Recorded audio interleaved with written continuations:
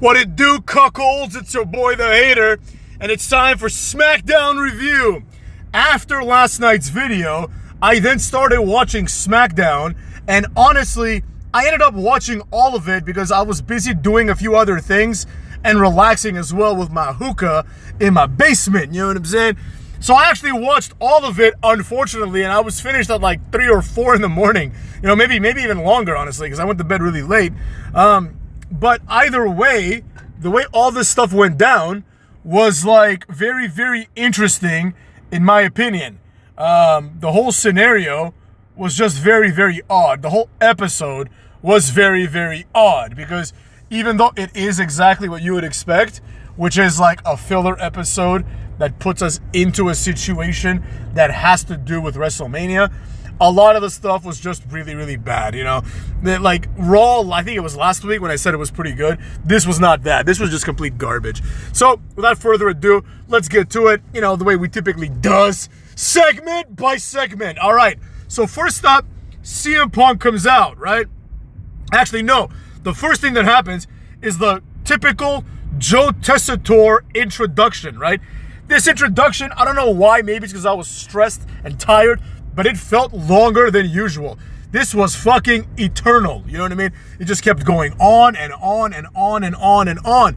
And then eventually CM Punk comes out to like an incredible ovation. You know, the Hater is an honest man. I'm going to say it like it is. Incredible ovation. So I'm thinking to myself, are they in Chicago? Like, I didn't know they were in Chicago, but I wasn't sure, right? Then, of course, CM Punk starts talking, and he cuts a typical Chicago promo, which lets me know that they're obviously in Chicago. Now, in this Chicago promo, CM Punk basically did like the cheap pop things, you know, like, I grew up in Lincoln Park, or whatever the fuck he grew up in, you know, and I went to this training school and down to the O'Hare Airport and all these other things, and it's like, who the fuck cares, number one? But number two, it's like, I'm tired of CM Punk and Chicago. Yo, we fucking get it, man. You're from Chicago. I happen to like Chicago, but he makes me hate it, you know what I mean? Anyways, let's move on, right? CM Punk basically says absolutely nothing other than he deserves it. This happens when the fans start chanting, you deserve it. And then CM Punk says, oh, I earned it. Pause, cuckolds. Number one, he doesn't deserve shit, right? He didn't deserve it because deserving it would mean you either win the Rumble or you win the Elimination Chamber. He won neither of those things. He was in both those things. So he doesn't deserve shit, number one. Two, like, aside from deserving it, his argument of he earned it. Obviously, same exact thing. Earning something and deserving something are basically the same thing in this context at the very least, right? So, did he earn it? Absolutely not. You earn your way to WrestleMania by winning one of a number of different things that have to be won in order to have a chance at this point to main event, right? Traditionally, it was just a Rumble, but, you know, it depends, right? So with that being said, he didn't earn it that way either. Now, did he earn it by bitching and moaning for the last 10, 15 years? Sure. You know, this is the era that we're in. The pussy-ass, get loud and cry for 15 years era. And quite frankly, CM Punk is to blame 100%. He's the one who started this shit, right? The death of wrestling started during the pipe bomb, because during the pipe bomb, all the real fans were like, that's fucking lame. I don't want to see Tyson Kidd and Luke Gallows, you know what I mean, in the main event. I don't want to see this asshole in the main event either, so I'm turning this shit off. And it's pretty much been downhill since that promo, you know what I mean? That promo has like ruined wrestling. You know, the aftermath of that promo will continue to be felt for time immemorial. Anyways, what's his face comes out? Paul Heyman, right? Paul Heyman says, may I know what the favor is? Like, Paul Heyman is just a complete loser, you know what I mean? Like, he's not good at being an on-screen character. He's not good at, like, running a company, as we saw with ECW. He's not good at anything, man. I mean, he can cut, like, a decent promo.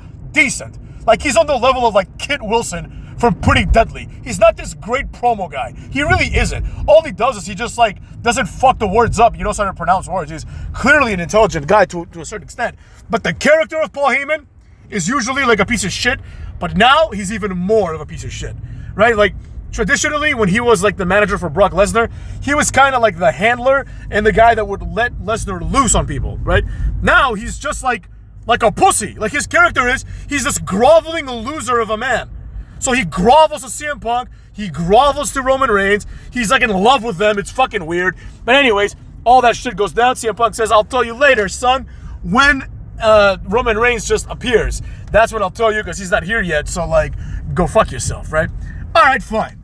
You know, not like the worst opening, but honestly, also at the same time, the worst opening because nothing happened. Basically, all that happened was, hey, we'll see each other later in the show where, like, I'll tell you what my favorite is, which, like, by the way, the hater guessed it right completely, you know what I mean? That's how bad wrestling is. Anyways, then we have Rey Fenix versus Nathan Frazier, right? The debut of Rey Fenix happens. Nathan Frazier, interesting choice, considering that Nathan Frazier is, like, you know, an NXT guy still, but most people don't know who the fuck he is. So when he came out, it's like, I don't even know who's new, the fans probably thought. Is Nathan Frazier the debuting guy, or is Rey Fenix the debuting guy? The answer is, it's Rey Fenix. You know what I mean? And Rey Fenix, like his brother Penta, does not go to NXT, right? These guys immediately jump the line, and they appear where they need to be, which is the main roster, right? Now, here's the thing about them. This really proves the point that I've been making. These theories, these pipe dreams of like Trick Williams, Tony D'Angelo, Sean Spears, Oba Femi, like these guys aren't good enough and they're not going to be treated like they're good enough. Clearly, the ones that they have plans for skip NXT. Jacob Fatu didn't go to NXT, right? More on him later. Penta didn't go to NXT. Rey Fenix didn't go to NXT. Logan Paul didn't go to NXT. AJ Styles didn't go to NXT, right? The ones that they actually take seriously don't go to NXT. And I'm sick and tired of hearing about how good Trick Williams and Oba Femi and Tony D'Angelo are, like, because they're new at the sport. Like, Logan Paul's a better in-ring guy than all of them. You know what I'm saying? And he does it as a part-time hobby, you know? So, like, none of that shit's going to go anywhere well. But anyways, Nathan Frazier's an NXT jobber. Rey Fenix and him have a Rey Fenix match. You know, I'm a big fan of Rey Fenix. He's one of my favorite luchadors of all time. But it needs to be said, you know? The reality is that the number of luchadors that are appearing is becoming problematic. And I don't just mean the masked ones. I'm talking about all the personality zero Mexican wrestlers that pretty much are filling this company, right? I'm talking about Legado del Fantasma, the LWO minus Rey Mysterio, obviously, right? Penta, Rey Fenix, the list goes on and on. You know what I mean? Like you have like, you even have Joaquin Wilde, who isn't even like a Latino. He's a Filipino. You know, he's a Filipino American. And this guy is being like held back by this association with being a Mexican jobber. You know, the LWO, they're not all Mexicans, but I think they mostly are. They're all jobbers except for Rey Mysterio. Like Dragon Lee and Rey Fenix, you do not need both of them. You don't need Rey Fenix and Penta unless you're going to put him in a tag team. And even then, nobody cares, right? We had like Kalisto and Sin Cara. It's the same shit. It's the same shit, motherfucks. Like, they don't do anything unique. Now, Rey Fenix has cool moves, no doubt about it. You know, he has an interesting moveset. He's very athletic, but it's like, I don't care about that. You know, so is Angel Garza. Angel Garza's very athletic too. But who cares? Like, beyond that, what do you bring to me? Absolutely nothing. Absolutely nothing. There is nothing that Rey Fenix does that Penta doesn't do, and vice versa. You don't need all of them. It's the same thing, the same point I made with Japanese wrestlers back in the day. If you're going to treat them all like they're just Japanese wrestlers, you don't need all of them. You don't need Nakamura and Hideo Itami. You don't. You just get one, motherfucks. Unless you're going to give them fleshed out gimmicks and characters. But luchadors never have a character or a gimmick. They're just luchadors. They're just people. It's just like having Nathan Frazier and Sami Zayn. Like, why the fuck would I care about either one? Same shit. They're the same guy. They have no character, no personality, no nothing. But anyways, Rey Fenix wins, and next week it's going to be Rey Fenix versus Berto. Fantastic. Who the fuck cares about this match that Berto is certainly going to lose? Berto has not won anything ever. He's one of the worst wrestlers of all time at this point. Remember when that motherfucker was like drafted early by Raw? They're like, we're looking to the future. We draft Humberto Carrillo. What? Why? He's going to be a jobber, we all know. Anyways, after this, we have a backstage segment. It's Braun Strowman being interviewed.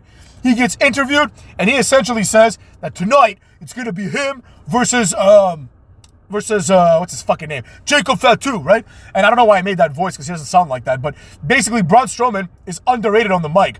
You know, he's direct, he's to the point, and he has good delivery. You know, I'm not saying he's like the next fucking Bubba Ray, but he's pretty good on the mic. Like, he's better than Jacob Fatu. You know, like all these people that are like, you should hear Jacob Fatu on the mic. He's not good. He just yells. He's basically another Samoa Joe. You know, Jacob Fatu is literally just Samoa Joe. And he just does a moonsault instead of like doing like the muscle buster. That's the only difference. It's just Samoa Joe again.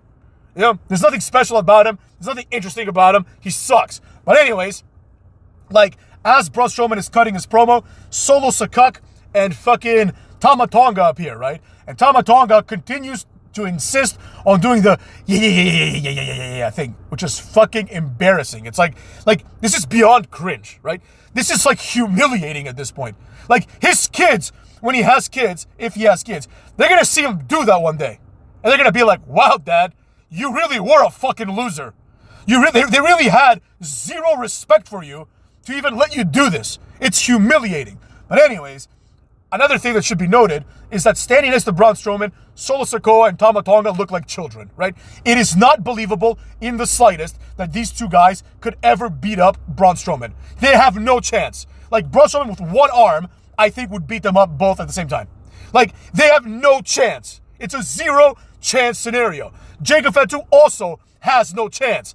To the one fan of mine who's like, oh, maybe, you don't know because Jacob Fatu can throw hands. Like, believe me, motherfucks, if you're just a street fighter and you don't have formal fighting skills, like you've never done like boxing or MMA, like you're not a great fighter, right? You might be a better fighter than someone who's never got into a fight, but like that level of skill that you think you have because you got into a bar fight once, like that thing is not gonna help you compensate for a size difference like the one between like Braun Strowman and fucking, Jacob Fatu. And quite frankly, we don't know if Jacob Fatu has thrown hands. But anyways, it's just stupid. It's honestly a stupid comparison. Like, Jacob Fatu is not intimidating at all. Like, Braun Strowman would fucking murder him in 2 seconds. But we have to watch this match later in the night. Luckily, LA Knight comes out of nowhere, and he basically mocks Tama Tonga by making nonsense noises. He's like, right? And it's like, this should be like a light bulb moment for Tama Tonga to be like, I need to stop humiliating myself. Like, remember that time when he had like a promo Twitter battle with Enzo Amore? And people were like, oh man, Enzo better watch out before Tama Tonga. Tama Tonga would do fuck all right? On the mic, Enzo buried him in like one promo. And in real life, Enzo's like 4 inches taller than him and probably weighs more. Tama Tonga's like a small dude, motherfucker. Tama Tonga's like 5'6". He's a tiny, tiny guy. I don't care if like they tell you he's 6'2". He's small. Anyways, neither here nor there, right? After Tama Tonga embarrasses himself, it's going to be him versus LA Knight.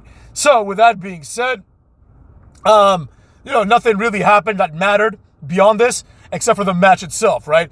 Tama Tonga doesn't get the upper hand often, but basically the end is he counters the BFT and pushes LA Knight towards the ropes.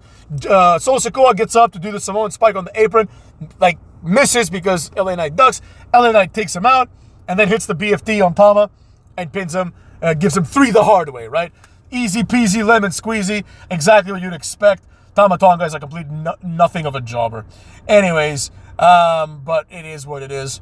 Who cares? It wasn't a good match. Then we have DIY versus Motor City Machine Guns. All you need to know from this ongoing feud that feels like it's taken 6 years to get done is Motor City Machine Guns win. And then they go to the Street Profits who are standing in ringside and like tell them we're next or whatever, some other bullshit like that.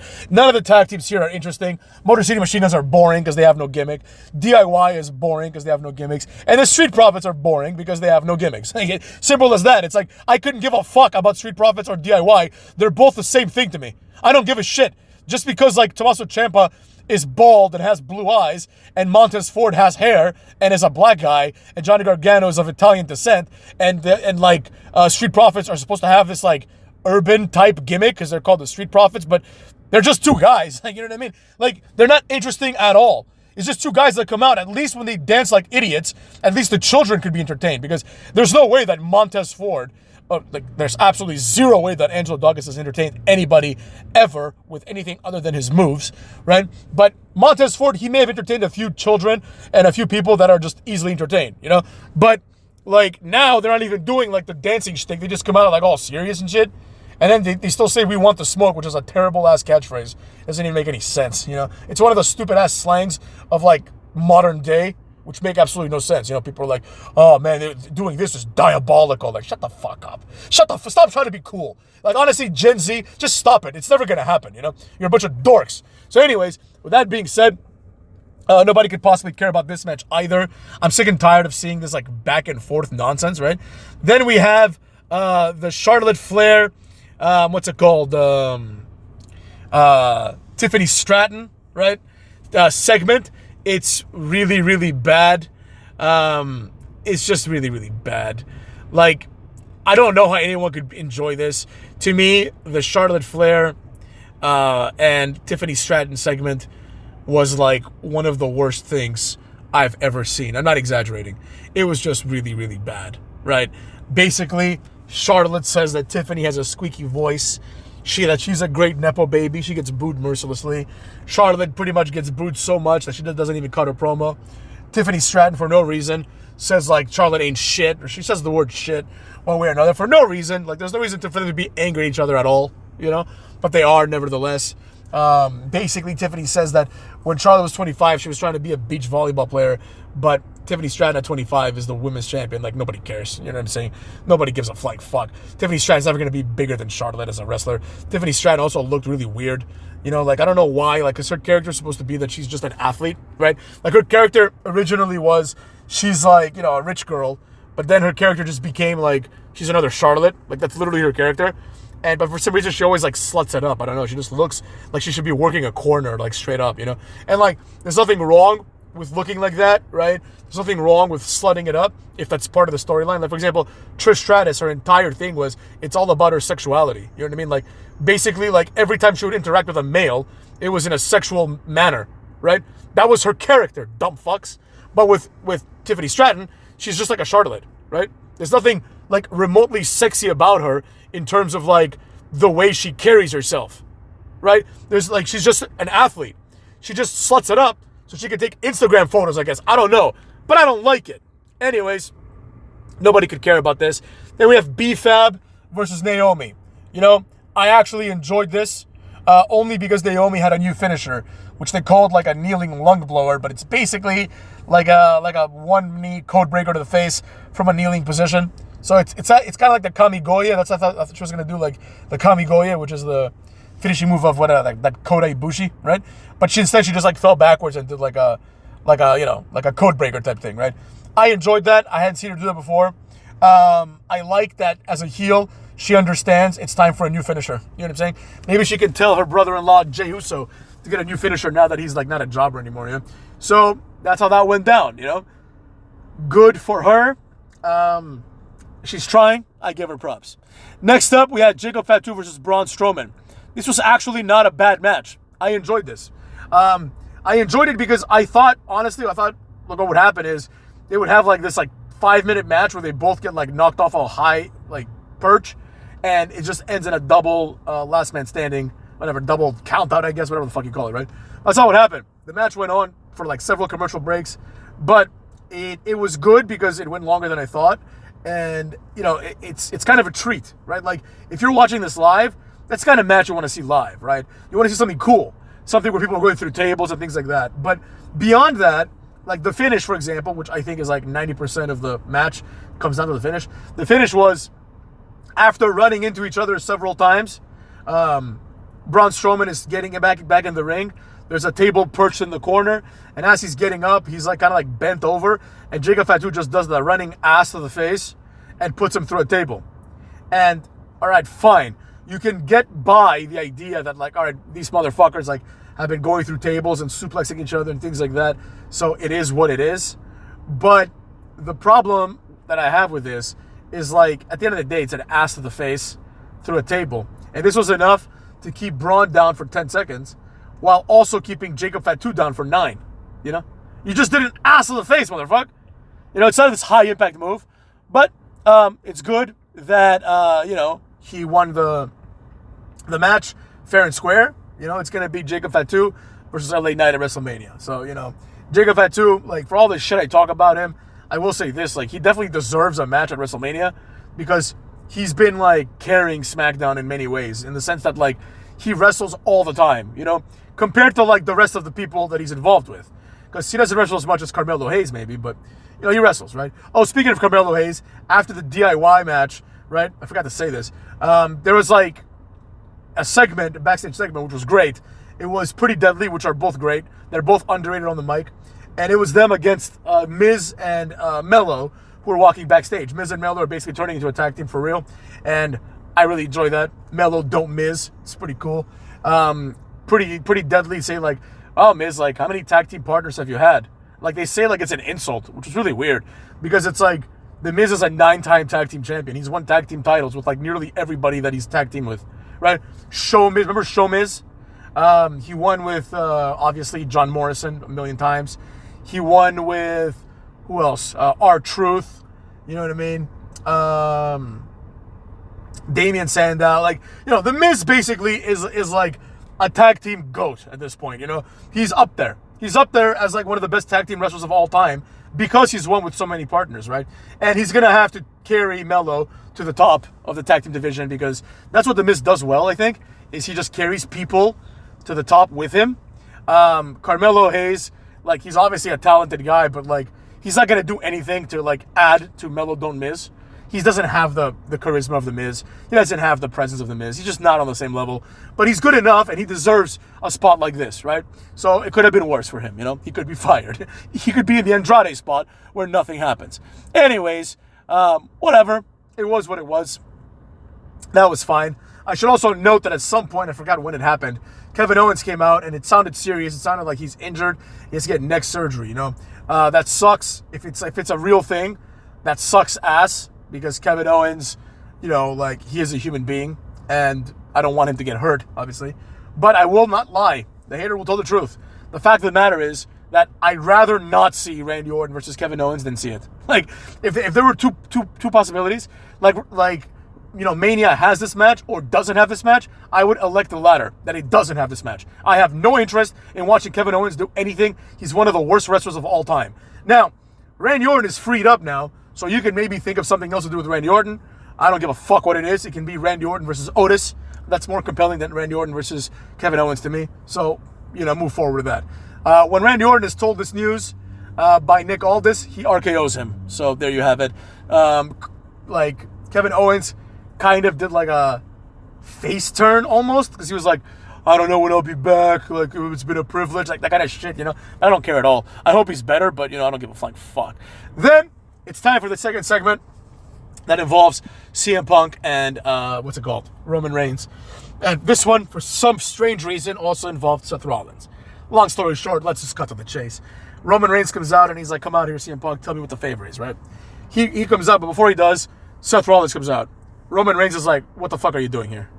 He's completely right. He's like, what is the purpose of you being here? And Seth Rollins has no reason to be there. So he just says the same shit that he's been saying for the last 2 years. I'm Seth Rollins. Yeah. That's how he talks. He's like, I'm Seth Rollins.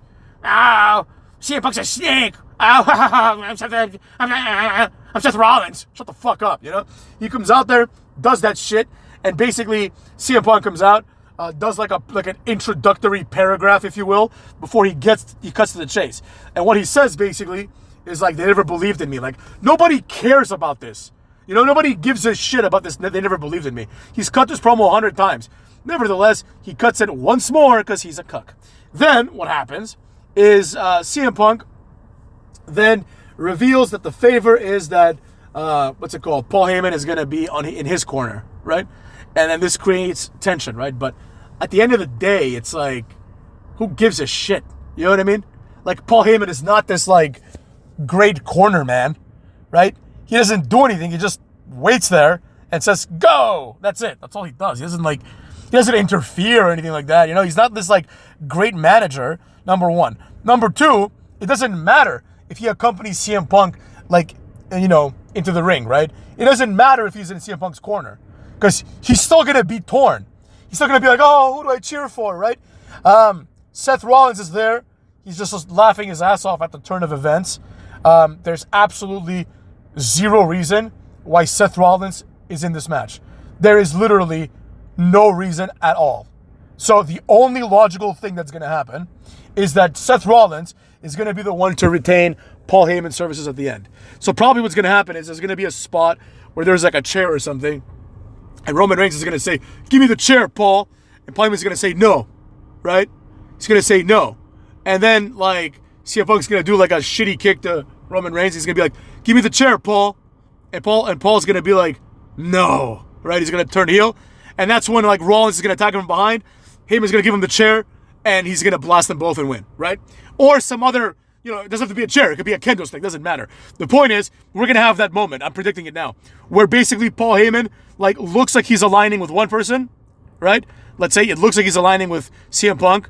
Then it's going to look like he's aligning with Roman Reigns. Then in the end, he's going to ultimately align with Seth Rollins. If they don't do this, then they're just retarded. Simple as that. Because it makes no sense to have Seth Rollins in this match at all if he's going to have no value. He adds nothing to the match. The match now is CM Punk versus Roman Reigns. And the idea is, like, it's basically a Heyman on a pole match. You know? So there you have it. I don't know why it's just compelling. It's not worthy of a main event, but that's it. The favor was that, like, the managerial services of Paul Heyman are not going to go with CM Punk for one match. Big deal. And, like, they're making it seem as if this is something that's worthwhile to CM Punk, to the point where he would agree to get into a cage with, like, 5 Samoans that want to kill him, you know? And he did this all so that Paul Heyman can spend one night with him. Like, what the fuck, man? You know, this is complete shit. It was a horrible episode. It's one of the worst in a long time, maybe ever. So there you have it. So next, we'll deal with, Mania, and we'll go from there. Cuckolds, take care of yourselves, motherfucks.